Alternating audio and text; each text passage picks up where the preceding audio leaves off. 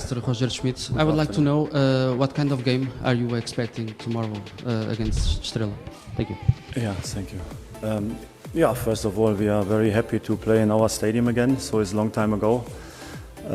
Last time was the last match of the season, so a big day for us. And of course, tomorrow, our first match at home. And we want to show a good football match, and of course, we want to win the game. So that's in our head now. We know it's always not easy to play against teams who are promoted from the second league.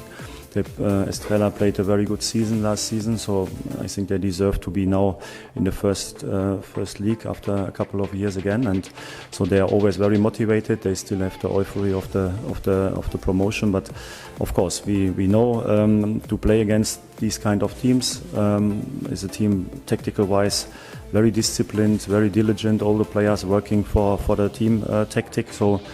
It's something we had to solve also last season a lot of times, and we have to be ready for that. And then, of course, we want to show also our quality, and we want to win the game.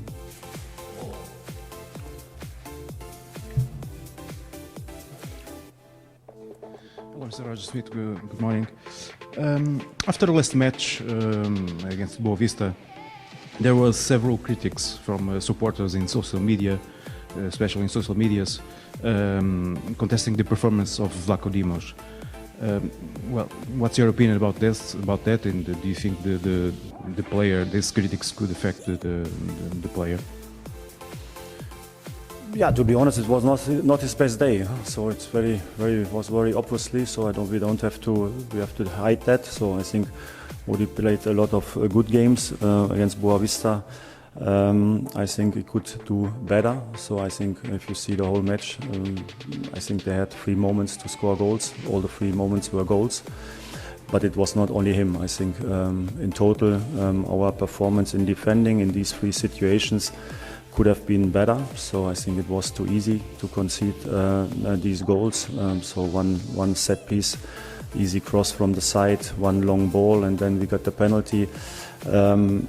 And 1 counter-attack where we're not perfect in behaving tactical-wise. So normally we are doing these things much better. So it was a topic for the whole team. But of course also the goalkeeper is always the last man who can prevent goals. And I think also in these moments he could do better.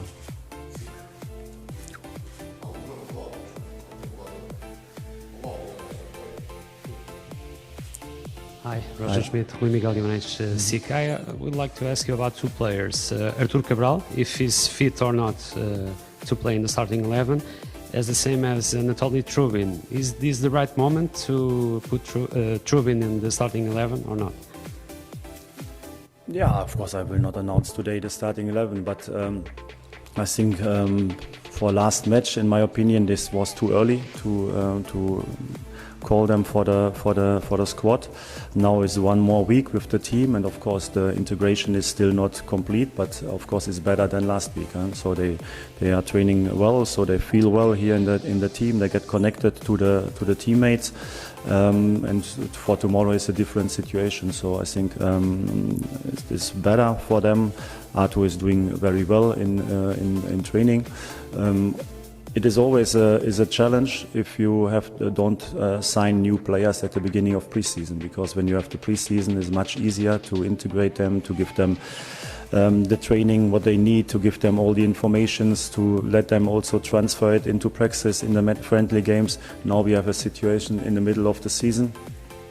We have to manage that, and I have to make my decision regarding the squad starting 11. So I'm always thinking about that, to find the right moment to use them, not too early, but also not too late. So I think the best integration is to play. But on the other hand, of course, I also want them to have a perfect start here in Benfica.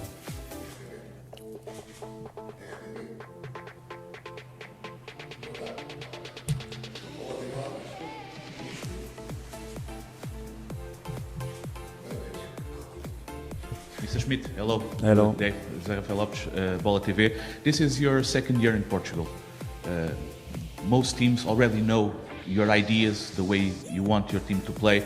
My question is, for this 2nd year, do you think you'll need to have like a plan B when plan A, like when the games in Boa Vista, isn't working? Do you need a plan B to face this season? Thank you. Yeah, in Boa Vista we needed a plan B because we got a red card after 46, 47 minutes. So when you play with one player less, you need a plan B, like you said. And I think we made our decision to change a little bit the formation, to play with 3 center backs and with wing backs and the diamond in front of them. And in my opinion, it was working very well.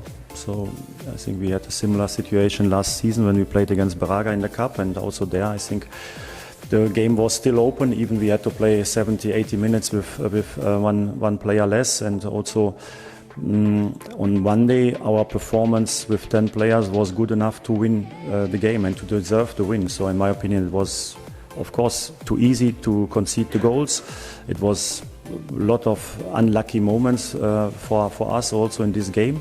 But I think you also ask about 11 against 11, but we always need different solutions, and I think we already showed also last season that we can adjust our behavior also depending on the playing situation of the opponent. So one thing will be always the same, so that we play active football, that we play offensive football, attacking football with intensity, or we always try to go for goals. So that will never change. And I think we also showed last season that we nevertheless are very good also in defending, to be very compact and dominating in our defense, even we are playing this kind of attacking football. So in my opinion, it's even an advantage to play attacking football, to not concede too many goals. So that I'm convinced of that, and that will be always the same.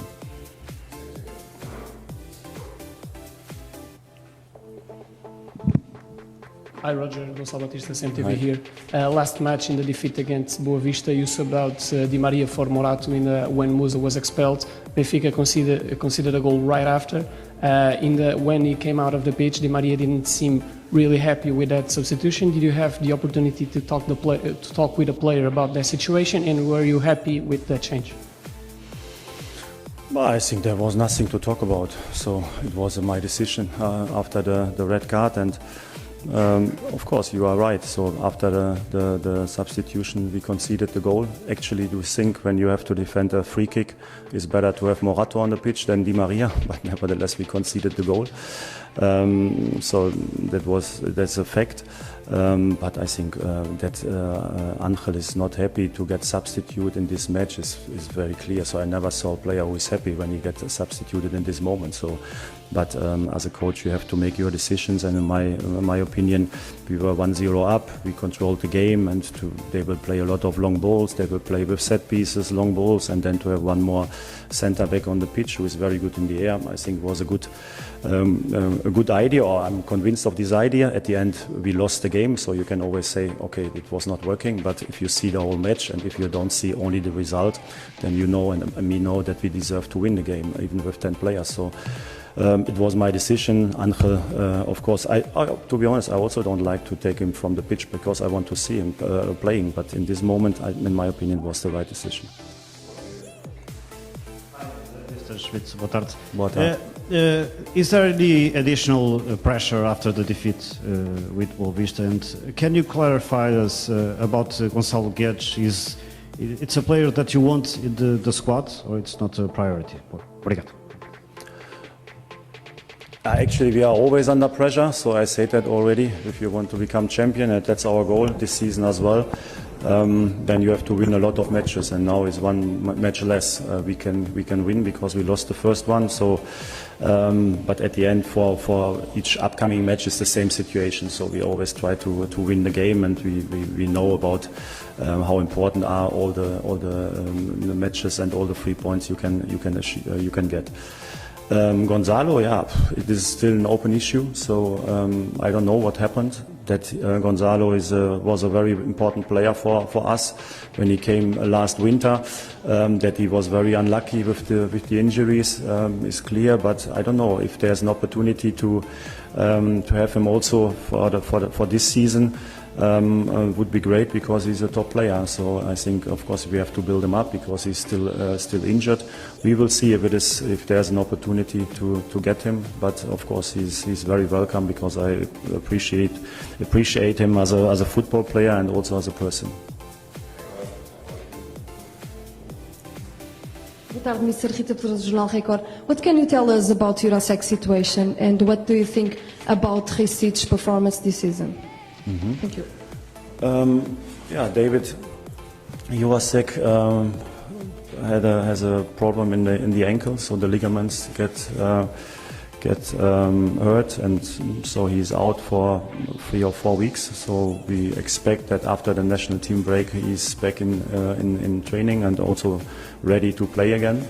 So that's the first good news, because actually after the match we expected that maybe this is worse. Because it was a very hard foul, like a lot of other fouls also on this game. So I think we were lucky to get only one player injured in this game. And the second, Mihailo, I think. So I was happy during the pre-season with him because he did it well, and in my opinion, he deserved also to play the Supertassa because he was in a good shape. Then I took him out. And now on Monday he played a few minutes, and of course for him this season is a different situation to get more match times. Last season was difficult for him because with Grimaldo we had a very experienced, reliable player who was always fit, always top fit physical wise and also mentality wise, so it was not easy to get match time. This season is a different situation, and now it's on him to show up, to show his quality and to fight for each single minute. E se és novo por aqui e ainda não subscreveste o nosso canal, subscreve o nosso canal, ativa o sininho das notificações para não perderes nenhuma das notícias do nosso glorioso Benfica. Um abraço a todos.